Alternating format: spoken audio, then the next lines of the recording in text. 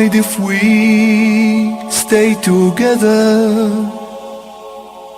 Islam is our pride. Inshallah, the next lecture will be the adornment of the woman, the real princess, hijab, and modesty. It'll be given by Sheikh Yusha Evans, so inshallah. Assalamu alaikum wa rahmatullahi wa barakatuhu. Alhamdulillah.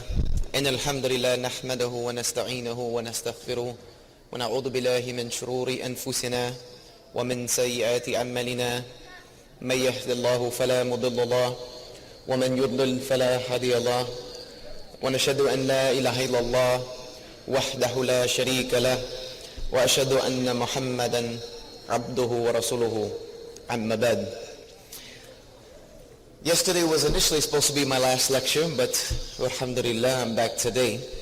And I moved the podium over just for the simple fact that I can't talk to the sisters from way over there. So I'm come over a little bit, inshallah ta'ala. Because this one I am going to address everyone, but this one is really focused on my sisters in Islam. And the title or the topic was the adornment of the woman, or the real princess, or modesty in Islam. And rather than just sit here and give you a conglomerate of information, which most of you probably already have, all of the verses where Allah subhanahu wa ta'ala talks about how the woman is supposed to guard her modesty and protect her chastity, all the hadiths of Rasulullah sallallahu alaihi wasallam speaking about modesty. I'm going to try to be more realistic with you, because a lot of the things that you've heard are things that you've heard over and over again, but you don't, sometimes I think that all of us as Muslims, we don't take that information and know how to rationally implement it into our lives. A lot of us may have knowledge about Islam. We may have a lot of knowledge, but then we don't know how to rationally implement those things into our lives, which that understanding is only a gift from Allah subhanahu wa ta'ala. As our Rasul sallallahu alayhi wa sallam said, يُرِدُونَ اللَّهَ بِهِ خَيْرًا يُفَقِّهُ فِي الدِّينِ. Whomever Allah wishes to give good, He blesses them with understanding of deen. So dear sisters, I'm not here to harass you. I'm not here to jump on you. I'm not here to beat you down. But at the same time, don't think that I'm going to sugarcoat anything, because I can't. It's not my job. My job is to, as Allah subhanahu wa ta'ala says, يَا أَيُّهَا الَّذِينَ آمَنُوا اتَّقُوا اللَّهَ حَقَّ تُقَاتِهِ وَأَقُولُوا قَوْلًا سَدِيدًا. To fear Allah as He should be feared and always speak the truth. So I have to say what is correct, and some of it may be a hard pill to swallow, but wallahi, I'm not going to just get on to the sisters. It's going to be for the brothers as well, because every coin has two sides. So no one's going to get away today. So I'm going to talk to the sisters, but about modesty in general as well. Because our Rasul sallallahu alayhi wa sallam said that having modesty, having haya, is the essence of Iman. One of the biggest essences of our Iman is modesty. And haya means more than being modest and shy. Having a sense of modesty for sisters and brothers is what protects us. One of the ulama said it is the boundary between the haram and the halal. It is the fence that separates between the haram and the halal and lets you know when you've gone too far. It lets you know when you are leaving the halal areas and beginning to approach the haram areas. Your modesty is that which Allah has already given inside of you. That understanding, that conscience that we have when we do something and we feel it's wrong. You know how we feel when we go to do something and we know that it's wrong. We feel like it's wrong inside of us, but we'll still sometimes let ourselves convince ourselves to do it anyway. We'll convince ourselves that it's okay. That is our modesty speaking. That is our haya. That is our conscience that Allah subhanahu wa ta'ala already put in us. But when it comes to the adornment of the woman, I'm going to explain the status of the woman in the eyes of Allah subhanahu wa ta'ala and in Islam. And that alone should let us know how important it is to guard that gift. Because indeed the woman is a gift that Allah subhanahu wa ta'ala initially gave to the first human being, Adam.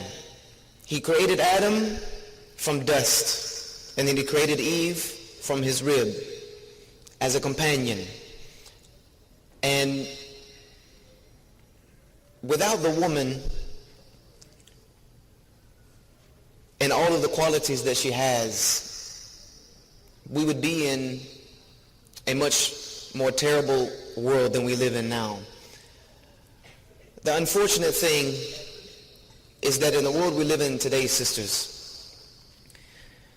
in order for a woman to be respected and progress, it's all about what she has to offer to the world, as far as physically, what she has to offer to the world, as far as what she is able to give of herself in order to advance in the world. Now, we might like to think that it's not like that there is an equality amongst the genders, but it's just not the reality of the situation. It's just not the reality of the situation. And I want to ask you a question, brothers and sisters, just to think about when it comes to why women are commanded by Allah subhanahu wa ta'ala to guard their modesty. And then we're going to get into some of the details of what it means to guard that modesty.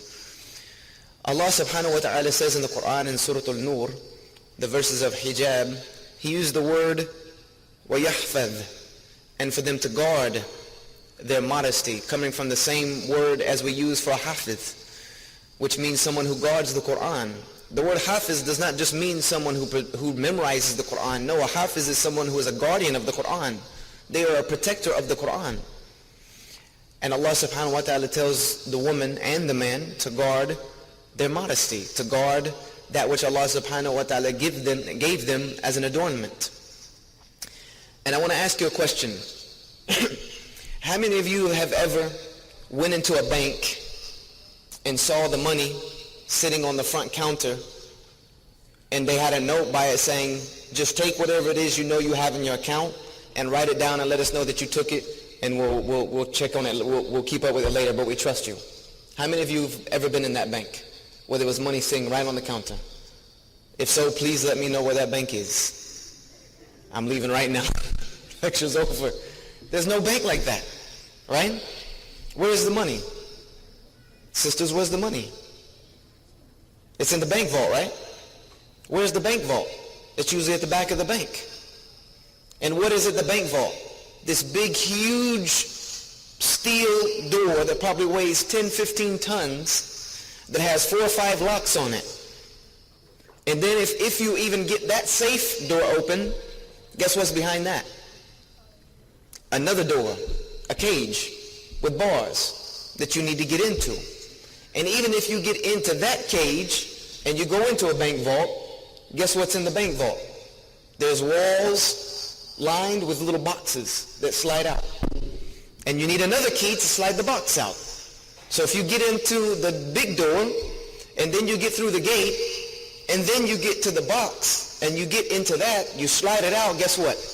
There's another little layer on top, a little metal flap on top of that you need to unlock as well. And only then, after you unlock that, can you get to the money. So there are safeguard after safeguard after safeguard after safeguard keeping the money away. And why do they do that? They do that so you won't steal it, right?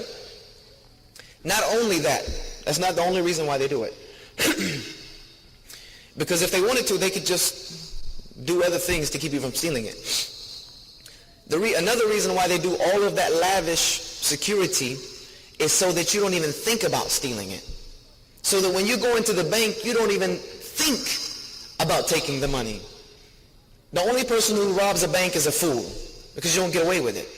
You do not get away with it. There's too many security measures in place. And all of those security measures prevent people from even thinking about going in and robbing the bank unless they've lost their minds. You know what modesty is for the woman in Islam and for the man? Modesty are all those safeguards that the bank has to protect the money. I guard my modesty not just so that people don't see it, but I also guard my modesty like this so that no one even thinks about it. No one even thinks about harassing me. Or for the woman, no one even thinks about harassing her. No one even thinks about approaching her. And I've even been told, yes, you're right, but there are brothers who will even go and they'll approach a sister who's wearing a full niqab and try to hit on her. I'm like, okay, but what is he looking at? He might as well go and hit on the brick wall over here. He's not going to see anything. There's nothing to look at. It's only his imagination that's making him do that. And you already know then this brother has an issue. It brings it to the forefront. But the normal average person is not going to do it because you've put so many safeguards in place that they won't even think about doing it. This is haya. This is modesty. This is how we protect ourselves. Because let me tell you, dear sisters and brothers, what you guard under that hijab and that khimar and that jilbab is more precious than what a bank holds in its safe. It's more precious than any gem that someone would like to hide. If I had the most beautiful diamond in the world, if someone had given me the biggest and most beautiful diamond in the world, do you think I would walk around with it in my hand all day? And when I go to the gas station to pay for something, I sit it on the counter, and when I'm getting gas, I sit it on top of the car, and I leave it on my front porch when I go inside? Do you think I would do that? No, I'm going to lock it up tight. I'm going to lock it up tight and always make sure that nothing happens to it. Sisters, what you are guarding with your modesty is even more precious than that, because it is a gift that only Allah subhanahu wa ta'ala has given to you. And the beauty of Islam is that in the freedom of Islam, this is what I laugh when I hear non-Muslims say that hijab is an oppression, or they say that the way the women have to cover themselves is an oppression. I laugh. I just laugh. Because I say, no, that naked woman on the billboard down the street is oppressed. She's oppressed. Because every single person that driving on this road already gets to see everything of the beauty that Allah created her with. There's nothing left for me to see. There's nothing left for me to desire. There's nothing left for me to work for. She's already given it out for free. The real freedom that the sister has in Islam, that the woman has in Islam, is now she has the freedom to choose whom she wishes to give that gift to. She has that freedom to choose whom I give this gift of myself to. And they're the only one that gets it. And then he has to work for it. Brothers, you got to work for it. You have to be worthy of it. There's a lot of steps you got to go to be worthy of it. So this is the beauty and the freedom of the woman in Islam, is when she guards herself and protects her modesty the way Allah subhanahu wa ta'ala has told her to do, she is really free. That is real freedom. For me to walk around dressed like this each and every single day is real freedom for me. Because I don't have to worry about anybody looking at me with ulterior reasons. I'm not saying that I'm all buffed and cut up and stuff like that. I work out, but we're not going that far. Just the point is, what belongs to me, and I choose whom to give it to. And to step off from the sisters, I'll be back to you in a moment. For the brothers, the rules are the same. The rules are the same. If I wanted to go into the rules of covering for the woman, there are about 4 or 5 rules. Number 1 is that anything that you put on cannot show the shape of your body. Period. Point blank. There is no difference of opinion in the ruling about that. Anything that you put on cannot show the shape of your aura. And according to most of the scholars, the entire woman is her aura. That's it.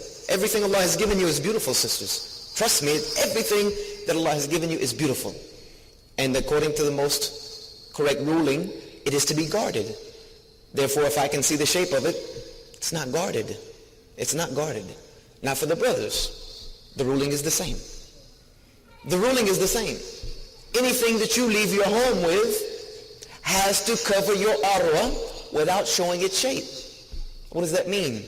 That means those, which I don't think any of you brothers have a problem with it. I don't think any of you brothers are running. But actually it's coming into play now. You see the new trend that's going on with the skinny jeans for men? I don't even want to say what that implicates to me, but you know that new trend, the skinny jeans? They're haram for a Muslim to wear. Why? Because they show the shape of your arwah.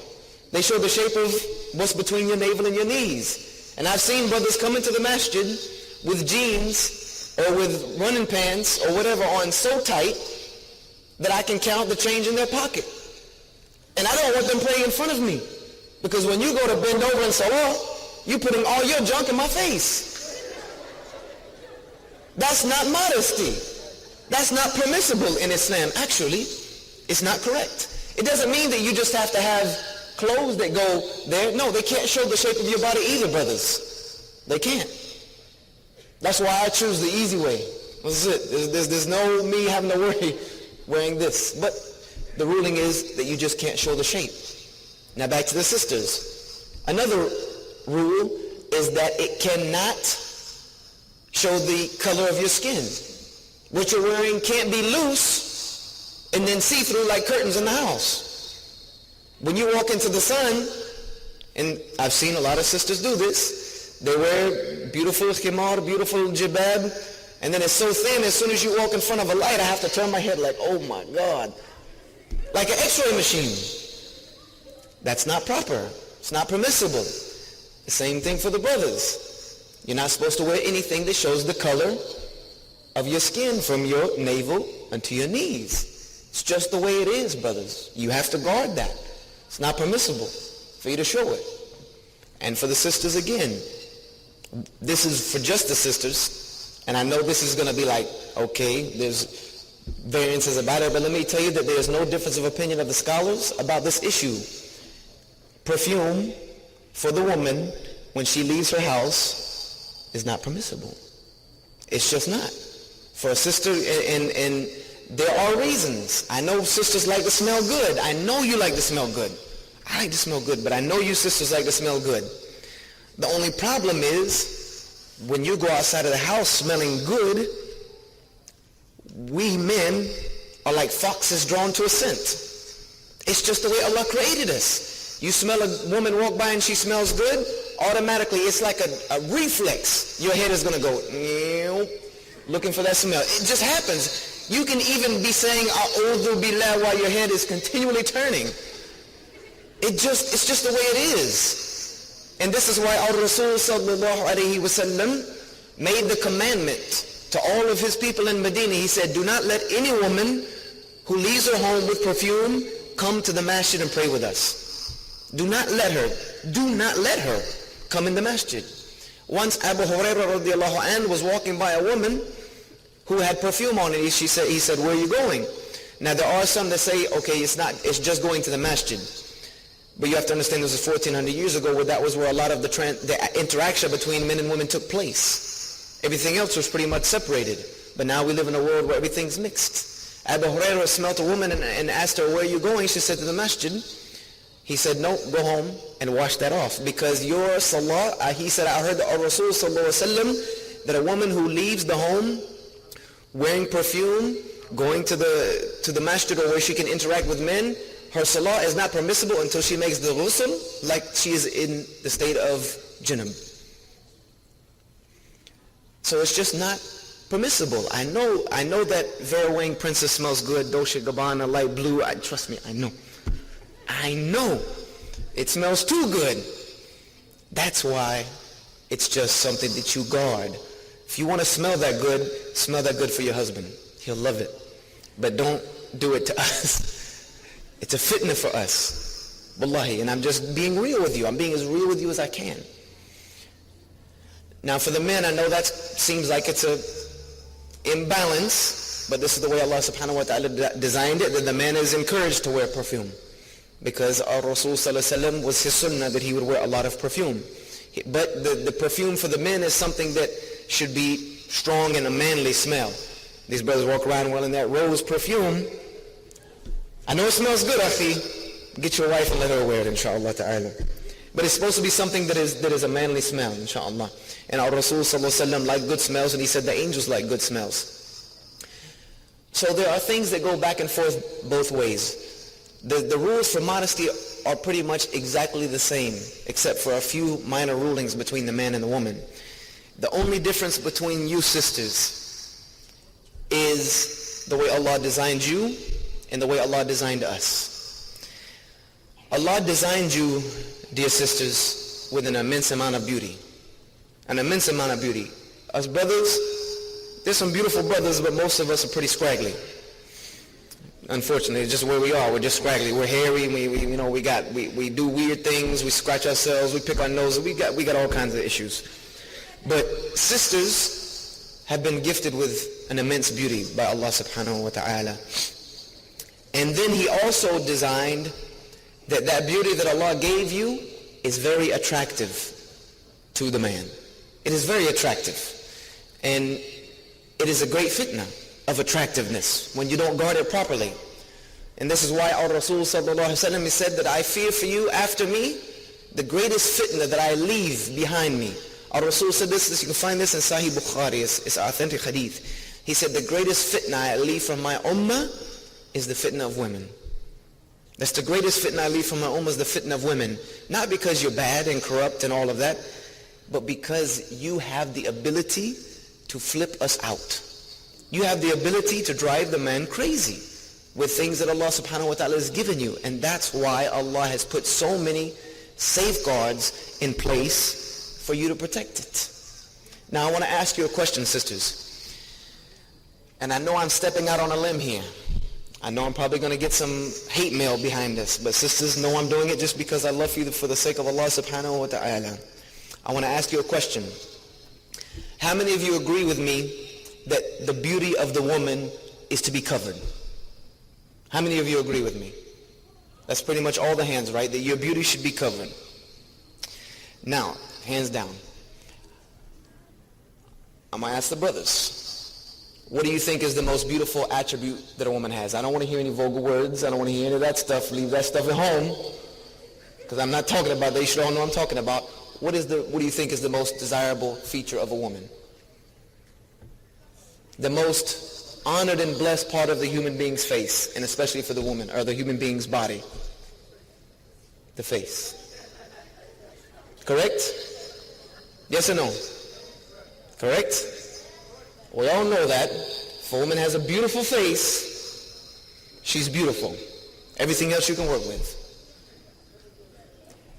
So, dear sisters, the adornment of the body, as according to our Rasul sallallahu alaihi wasallam, the adornment of the body is what? The face. The adornment of the body is the face.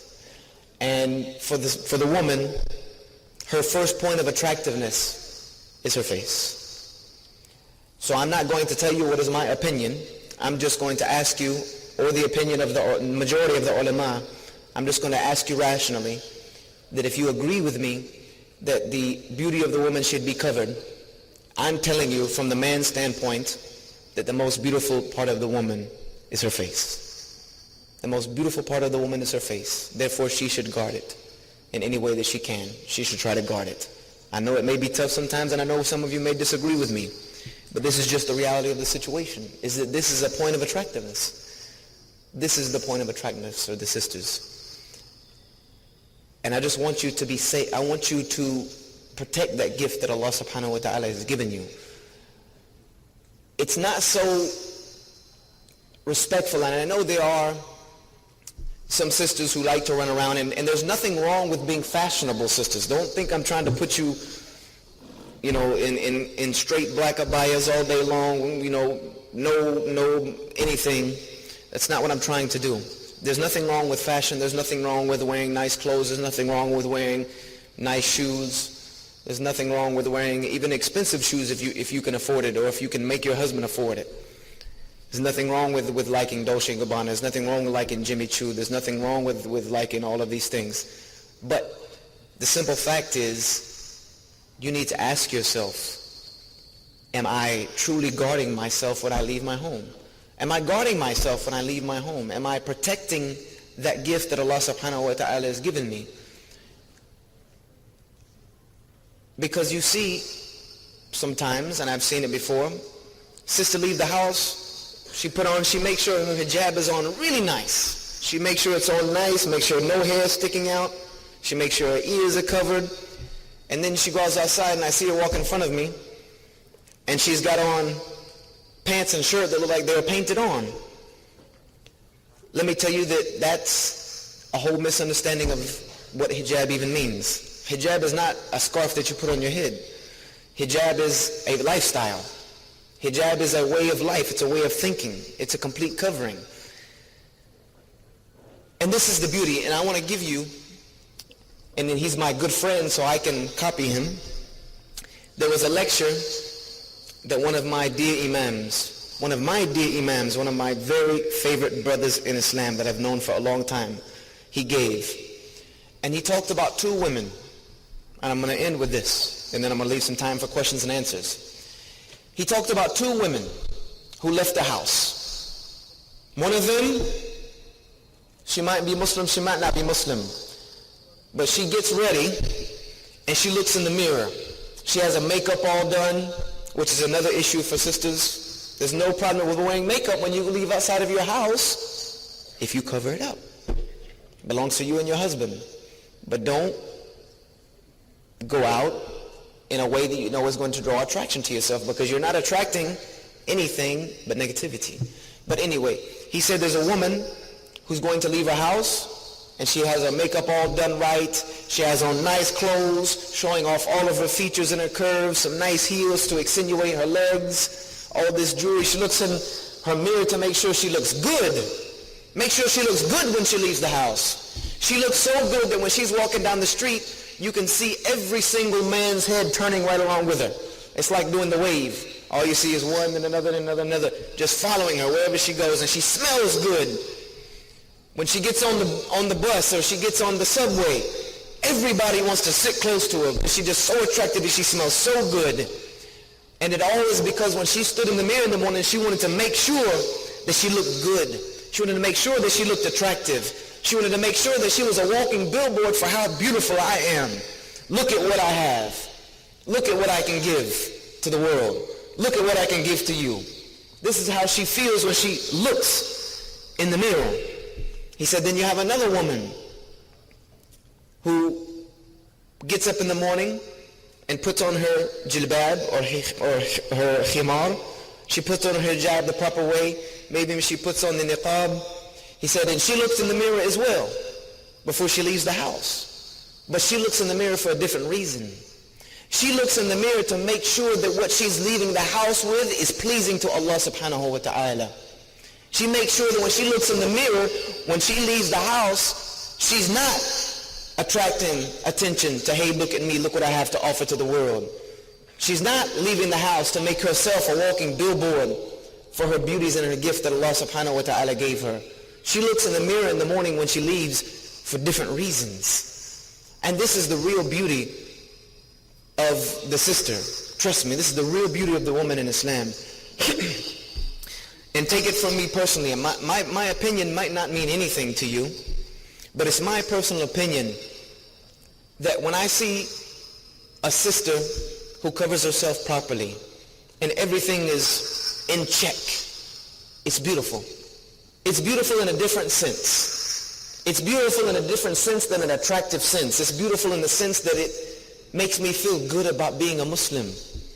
It makes me feel good about the fact that I know that my sisters in Islam have the freedom to choose whom to give their beauty to, whom to give their gifts to, whom to share that gift that Allah subhanahu wa ta'ala gave to them.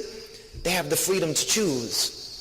These women running around half naked in the streets don't realize that they're the ones that are really oppressed. They are the ones who are really oppressed. That's why do you think people harass them? Guys come up behind them and slap them on the behind. Guys say all kinds of vulgar things to them. Why people even go to the point of attacking the sisters and raping them and all of these types of things.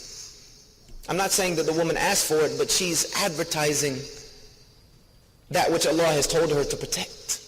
She is giving for free that which Allah has already commanded that she should make the man work for. Make him be worthy of it. Make the brother, if he wants to get married to the sister, he should be worthy. He should earn it. Because that's a gift that Allah has given you when He gives you a good wife. It's a gift from Allah subhanahu wa ta'ala. Back to the brothers for a moment. And brothers, when you, and sisters, when you're seeking to find a partner in life, when you want to get married, you should put the priorities in check, brother. And you should put the priorities in check, sister. Doesn't matter how much money he makes. He got to have some money. You got to have some money. Some bills got to get paid. But doesn't necessarily have to be a doctor, because a doctor good. For the brothers, for the sisters, she doesn't have to come from a rich family. If she does, khalas. Ar-Rasul sallallahu alayhi wa sallam said that there are 4 reasons you can get married. And the best one of those was to marry someone who had deen. To marry someone who had deen. To marry someone who carried themselves as a Muslim, for the brothers and the sisters. Because let me tell you, when you have a relationship that is built on deen, it won't fall apart. Unfortunately, and I know this is a little bit off the subject, but it's important. Unfortunately, a lot of the marriages of the Muslim ummah today are ending in divorce. It's going up just like the non-Muslims. Here in America, the divorce rate is what? About 50%. Almost half of every marriage ends in divorce. 1 out of every 2. In the Muslim community, we are almost matching it, if not beating it. That almost 1 out of every 2 marriages end in divorce. Why? Why does it happen like that? This is not the only reason, but let me tell you one of the main reasons. I'm going to tell you one of the main reasons. It is because a lot of our relationships and marriages start out wrong. How do they start out wrong? The brother and the sister start talking to each other in private when they're not supposed to be. And the shaitan is a third. And then they start getting on Facebook. They start chatting. Think I don't know about Facebook? I got 5,000 friends. I can't even add no more friends. Know about Facebook. I need like 4 more accounts. Or you find each other's number and you start texting. And start calling each other late at night. And you start hanging out together. And you may even fall in love. You may even fall in love. Or what you may think is love. And it may be real love. You may fall in love. And then you may even get married. But guess what? You have gotten married based on a love that was based on infatuation and that was based on feelings that were given to you by who? Who gave you those feelings? Shaitan. Because what did Rasul sallallahu alayhi wa sallam said? When a man and a woman are alone that are not married, who's the third party? Shaitan. So that love you feel, you might feel it, but it's not from Allah subhanahu wa ta'ala. It's from Shaitan. So what happens to those marriages? After a few months in, maybe even a year in, and that infatuation falls away, when that initial feeling of love goes away, and then you're just left with each other, looking at each other like, what is wrong with you and what is wrong with you? You might not even like each other anymore by that time, because what happens when Shaitan puts that infatuation between you is that you're blinded to what is wrong with maybe each other. You're blinded to the fact that maybe we aren't even really compatible with each other. You're blinded to a lot of things. And then when you get married, Shaitan is happy to break up marriages. Trust me, wallahi, that's one of his favorite things to do. Shaitan will just remove and step out of the situation, and then now you're left with arguing, you're left with fighting, you're left with all kinds of things that lead to somebody giving up. Either the man gives up and he walks away and leaves the sister hanging, or the sister just can't take anymore and she leaves. And then now you have a family broken up. Maybe children that have to be separated. It's a big disease. This all comes from us not guarding ourselves properly. It all comes from part of our modesty and not correcting it. But on the flip side of that, let's say the brother and the sister get married, fi sabilillah, just the way Allah subhanahu wa ta'ala has made it happen. They know each other. The brother has approached the wali. He has given his intentions. He's had a chance to meet the sister. He's had a chance to see her. He's had a chance to discourse with her, even on some levels with the wali present. And they decide that we both have deen, we both love Allah and His Messenger, and we both want to seek to please Allah and His Messenger by this marriage, and they get married. Then guess what happens? They might not even know each other. The first day in the home, they're looking at each other like, they're crazy. They don't know me. I don't know you and you don't know me. But you know what happens? Allah subhanahu wa ta'ala says, when you do it like that Allah places love and affection. He places love and affection between spouses. And He will make one a covering for the other. He will make the man the covering for the woman, and the woman a garment for a man. And that type of marriage, shaitan can't even knock on the door and get inside the house. Because that marriage is blessed by Allah subhanahu wa ta'ala. And that love that you get, when you have that, that's real love.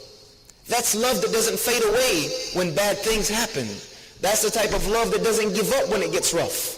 That's real, sincere love that Allah subhanahu wa ta'ala gives to a man and a woman when they desire to please Him by their marriage. This is what we need to strive towards, brothers and sisters. I know it's tempting to get on Facebook and you see this sister online, you go, Assalamu alaikum, sister. That's fitna already. Or sisters, get online, Assalamu alaikum, brother, I have a personal question I want to ask you. That's fitna. I already know. That's fitna. I don't go on Facebook chat. Don't expect if you're my Facebook friend to hardly ever see me on there. If you see somebody on chat, know that it's somebody that's hacked my account. You're not talking to me. Plenty of people have done that. Oh, I talked to you on Facebook. No, you didn't, because I don't go on Facebook chat. 5,000 people on there, that's fitna. It's a place where there's no supervision. Shaitan has too much play area there. So we have to guard ourselves, brothers and sisters, to the reality of what's going on around us, because we need to be building a strong ummah. And you cannot build an ummah without building strong families. And you cannot build strong families without building strong relationships. And you cannot build a strong relationship by starting off the wrong way. You can't. You cannot start the wrong way. It has to be done right. Everything in Islam has a system behind it. It has steps. It has procedures. It has ways it has to be done. And don't think that you can do it any other way and that it's going to work. Because your way does not work. Your way cannot work. The only way that will work is Allah's way. Sisters, if you want to really be free and you really want to please Allah, there's only one way to do it. That's Allah's way.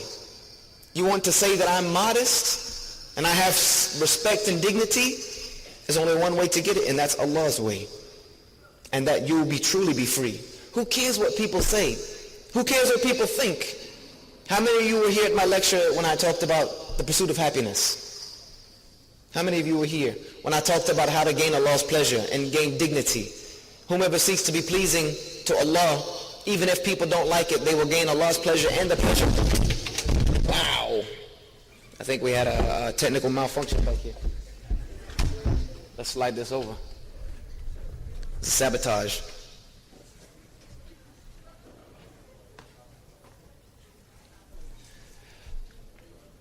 That type of, when you seek to please Allah subhanahu wa ta'ala and Allah gives you the dignity of people, that's a type of dignity that can't be taken away from you. And that's a respect. Me and the brother that brought me here were talking about on the way over here, is that when you seek to please Allah, you get respect. Even if people don't like you. Who cares if people don't like you? I don't care if anyone likes me. If you give me the respect that I deserve as a human being and as a Muslim and as a man, that's all I need. The only people I care about liking me is my family. And if they don't like me, then we got a problem. Then Yusha needs to fix some things. But who cares if the people don't like you, if they think you're crazy, if they think you got a bag on your head? Who cares? Let them laugh. You know why? You know why we should let them laugh? How many of you have ever heard the phrase, laugh now, cry later? Laugh now, cry later. That's for them. That's for them. And I even had this, not long ago, I had a debate with a pastor and a couple of non-Muslims and atheists in New Jersey. And they were talking about, one guy jumped up and said, why would anyone want to be a Muslim? Why would anyone want to be a Muslim? You guys have the worst way of life. You're backwards. Not only that, but nobody likes you guys. Why would I want to enter a way of life where now, every time I go to the airport, I'm going to be harassed? Every time I go to the airport, they're going to put me in this special line and through these x-ray machines and all this and that. I might get locked up. I might get this. I'm going to get scrutinized. I might get beat. I might get spit at. Why? Why would I do that? Tell me one good reason I can do that. I said, I'm going to tell you why. And I said, this is for everyone. I'll tell you why. Because maybe you look at us now, you might look at the Muslims now when they're in the airport and they're in this separate line being harassed. You might see the Muslims being crowded up and thrown into prisons and into detention facilities and refugee camps. You might see the Muslims getting oppressed all over the world. You might do that. I said, but I swear to you by the one who created the heavens and the earth, on the day of judgment, you will wish that for 5 minutes you would have been in that line in the airport. You will wish in the next life that for one moment you had stood in the footsteps of one of those Muslims who had been oppressed. For one moment, you will wish that you were the worst oppressed Muslim on the planet rather than the situation that will be facing you when you stand before your Creator. So you can laugh at us now. You can make fun of us now all you want.